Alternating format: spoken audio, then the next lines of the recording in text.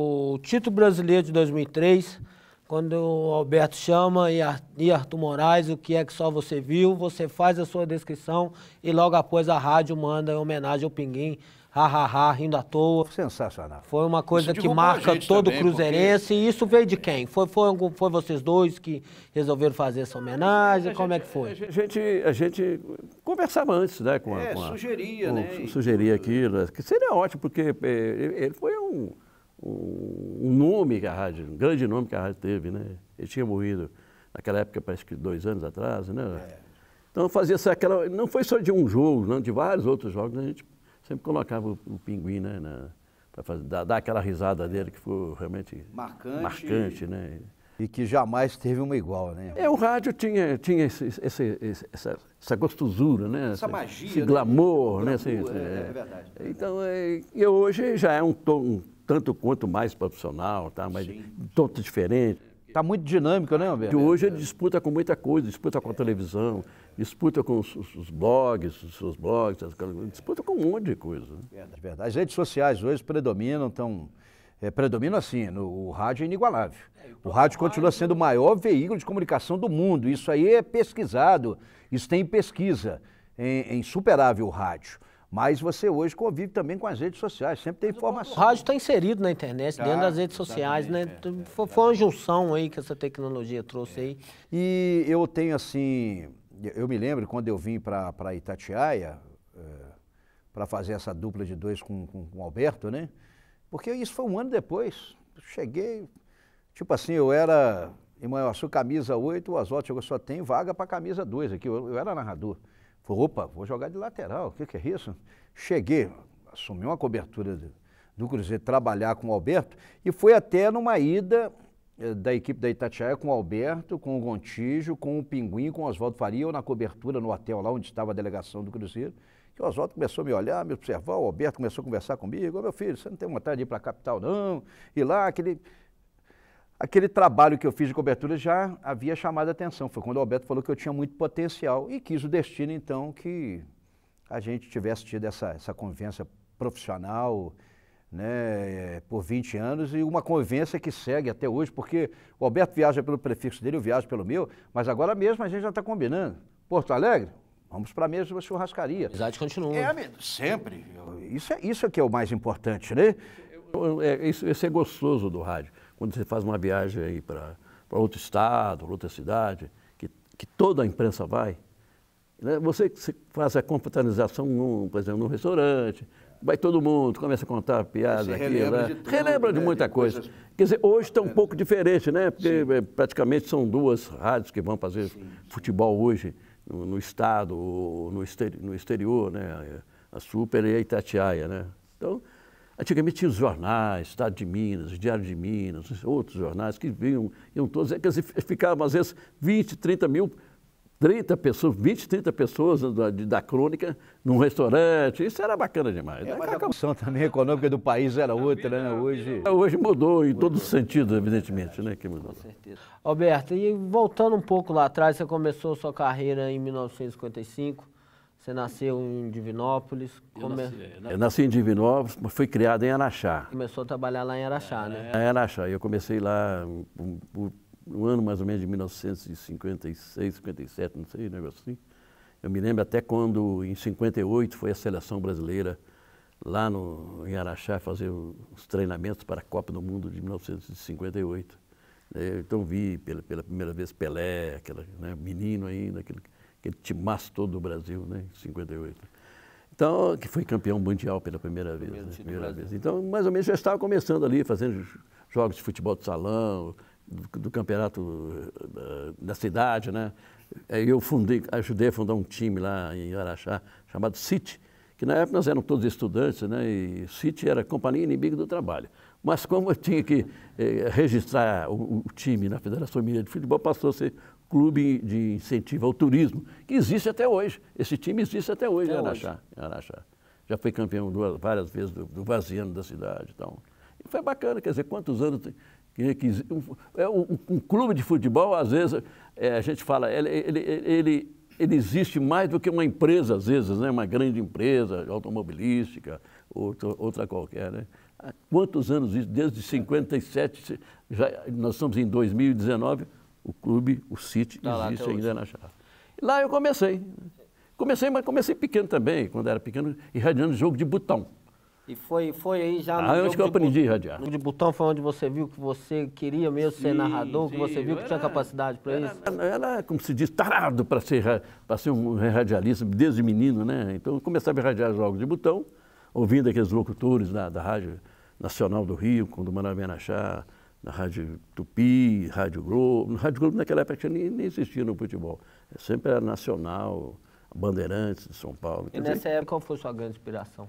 Eu me inspirava muito, por exemplo, no Pedro Luiz, que era da Rádio Bandeirantes, e do Fiore Giliotti, para mim eram os grandes. Tinha grandes narradores, como Jorge Cury e outros, eram fantásticos, porque não existia televisão, então existia o rádio, existiam então, os grandes narradores de futebol. Então eu me espelhava muito no Fiore Giliotti, né? Pegava muitos trejeitos do Fiore na narração de futebol, e quando você torna-se profissional, você pega a sua performance, né?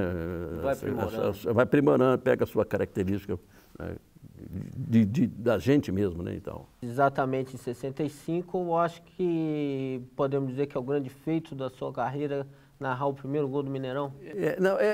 Antes, um pouquinho. Em 1962, existia uma rádio em Belo Horizonte chamada Rádio Minas. Era uma rádio que falava, era uma rádio chamada emissora do lar. Ela tinha uma programação lá, e o dono da rádio resolveu fazer o futebol e programou um concurso e apareceram 200 candidatos. Ele ia fazer uma equipe para radiar futebol na Rádio Minas.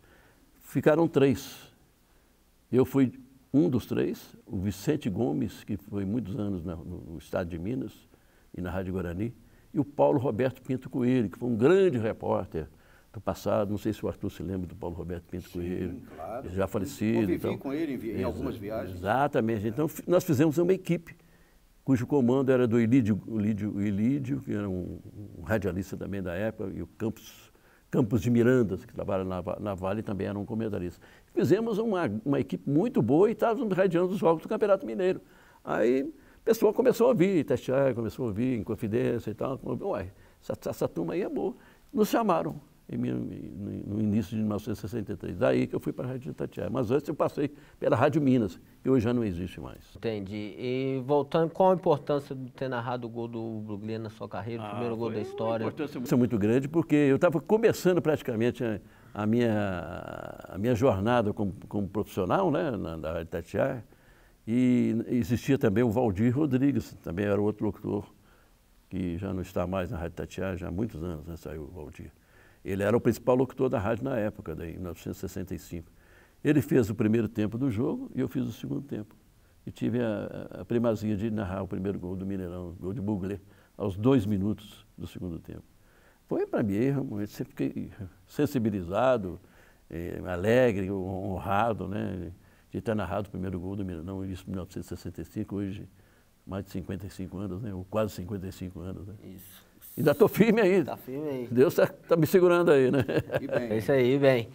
Arthur, você, pouca gente sabe, natural de Cabo Frio? Exatamente, Cabo Frio, estado do Rio de Janeiro. Fui criado na cidade maravilhosa, lá no Rio, com os meus avós, estudando, e despertou aquele sonho, porque eu ia para o Maracanã. Aí eu fui ver um dia o Cruzeiro jogar no Maracanã, aquele Cruzeiro de Jairzinho, o Disseu já tinha, não tinha parado não, mas era o Jairzinho, o camisa 10, Joãozinho, bailarino, Eduardo, rabo de vaca, o ponta direita, o centroavante era o Palhinha. 76 da Libertadores? 76, exatamente, eu fui ver aquele time. Eu me recordo porque eu coloquei aquele time no futebol de botão, era Cruzeiro e Flamengo, eu coloquei no futebol de botão. E a minha história é muito diferente da do Alberto, né? Eu comecei narrando futebol de botão, de mesa, e depois eu falei com meu pai, ele morava em Campos, eu quero ser radialista, eu quero ser jornalista e tal. Vem pra cá. Ele não tinha muita condição na época, falou assim, olha, vou comprar esse gravador naquele tempo tem tamanhão, né? Não tinha essa tecnologia que é hoje. E vou comprar o gravador, a primeira prestação eu vou pagar, a partir da segunda você que vai pagar porque você estará empregado. E comecei a fazer testes em rádio e tal. Aí entrei na Rádio Cultura. depois fui para a difusora, emissora Continental, até que a Rádio Manhuaçu precisava de um narrador, esteve em Campos. Eu aceitei o desafio, um contrato de 6 meses, vencido o contrato, eles renovaram, eu queria retornar para Campos, tinha uma paixão lá, Roberto sabe da história. Mas aí o que aconteceu? Quis o destino, permaneci, foram 16 anos na Rádio Manhuaçu, até que um dia, como eu contei anteriormente, Alberto, saudoso Oswaldo Faria, o maior de todos, o papa do comentário, despertou esse interesse e eu vim então para a Rede Itatiaia, hoje militando lá na Rádio Super Notícia. Então são anos e mais anos. Agora, eu passei por dissabores também, e os testes? E os caras faziam de gozação. Teve um lá que, ainda bem que ele só me deixou 2 minutos no teste. Coloca ele aí para transmitir a voz do Brasil, fazer a transmissão. Como é que se fala? Não é mímica, não, para você ouvir e falar tudo que o rapaz falava lá, em Brasília, 19 horas. Eu entrava, em Brasília, 19 horas. E aquilo ficou 2 minutos. Já pensou se eu transmito a voz do Brasil toda? E foi por aí, em Campos, eu comecei como plantonista, depois repórter, cobrindo Americano e Goitacás, narrador, Manhuaçu, narrador e repórter, e aqui acumulando mais a função de repórter. Mas foram épocas também marcantes, né? Foi um início de muita magia. 1977, que eu iniciei no rádio. E aí fui formado pela Universidade da Vida, entrei antes da regulamentação da profissão e obtive o registro profissional de radialista e também de jornalista. Muita gente tem mania de falar, o Arthur é flamenguista, veio do Rio de Janeiro, porque eu cheguei aqui falando arroz com casca, tupis com aimorés, fazia as transmissões já. Como é que foi para perder esse sotaque? Na época o Emanuel Carneiro, meu filho, esse negócio seu de aimorés com tupis, saída aí da torcida, você dá um jeito, senão você vai voltar para Manhuaçu. Meu sonho era o rádio grande, como um jogador que sai de um clube do interior, quer vencer no time grande, assim também, para traduzir, né, para sentido figurativo da coisa. Aí eu tive que ir moderando a forma de falar, né, aquele S sibilante, né, sibilante. Então, enfim, consegui diminuir bastante, né, não ficou aquele carioquês de Vasco. Não. Hoje em dia passa até batido. Né? Passa. Aí o pessoal é flamenguista, é porque no tempo, eu comecei, como eu disse, no futebol de botão, Cruzeiro e Flamengo. Era o Flamengo de Zico. Eu vi Zico, Dirceu Lopes, também foram os maiores jogadores, porque eu não vi o Pelé, né? Já estava em final de carreira no Cosmos.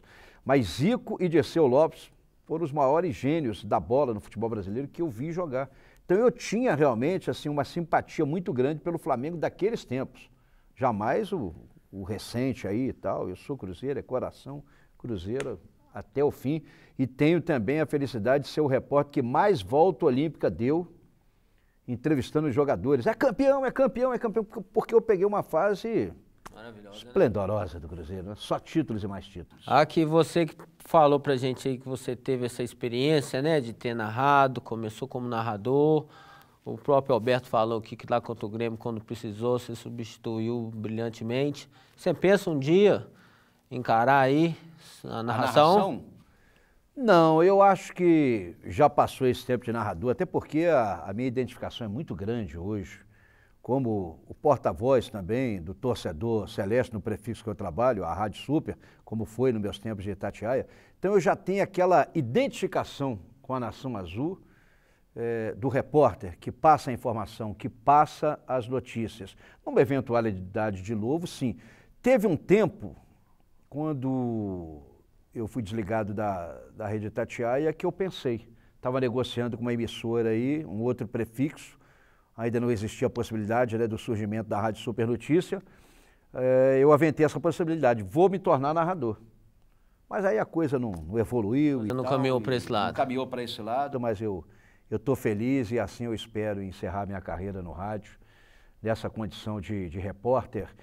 E tendo esse reconhecimento, o Alberto sabe disso, eu tenho recebido vários convites dos redutos, aí deixa eu fazer um comercialzinho também, à vontade. Dos redutos, porque a rede social é algo muito importante, Eu tenho recebido convites e mais convites, Edu de Celeste, interagindo. Agora eu vou em Porto Alegre, vou estar lá na confraternização. Estive em Maceió com os Edu de Celestes do Nordeste do país, como tive também lá em Florianópolis. E vou estar agora nos Estados Unidos. No próximo dia 11 eu embarco com o meu ídolo Dirceu Lopes, com o Raul Plasma. Vamos inicialmente para Nova York, um evento com os ídolos eternos. Eu vou transmitir pelo pedacinho que a galera gosta. Também pela Rádio Super Notícia, estarei em Danbury, estarei em Framingham, estarei em Boston e mais uma outra cidade lá que não me vem na memória aqui no momento, mas tudo isso é fruto do reconhecimento do torcedor, pessoal que, né, se organizou lá para levar também, além dos ídolos, eu nunca chutei uma bola, nunca fiz gol, nunca fui ídolo de ninguém, apenas um humilde repórter. Mas você é um representante hoje da nação. Pois é, mas que tem esse reconhecimento do torcedor que me dá essa condição de fazer essa viagem por uma semana e creio que em breve também Portugal. Cruzeirense lá, né? Nossa senhora, que é isso demais. 2014, aquela 2013, 2014. 14 na excursão do Cruzeiro, né? Impressionante. Você é recebido como se fosse um grande jogador do Cruzeiro. Se estivesse chegando no Mineirão. Não tivesse, exatamente. É recebido em todos os lugares aqui. Onde você vai dar autógrafo, tira foto lá também, né? É sensacional. O torcedor é carente, é carente. Fora do país. E agora ele está conseguindo isso, levar entretenimento, levar essa confraternização e uma forma do torcedor ter uma identificação com os ídolos do passado. Marcelo Ramos tem ido lá, Joãozinho Bailarino, meu ídolo, vou estar com ele lá. Tanta coisa bacana, né, Alberto? A gente vê aí esse sentimento do torcedor, essa gratidão, esse reconhecimento para com o nosso trabalho.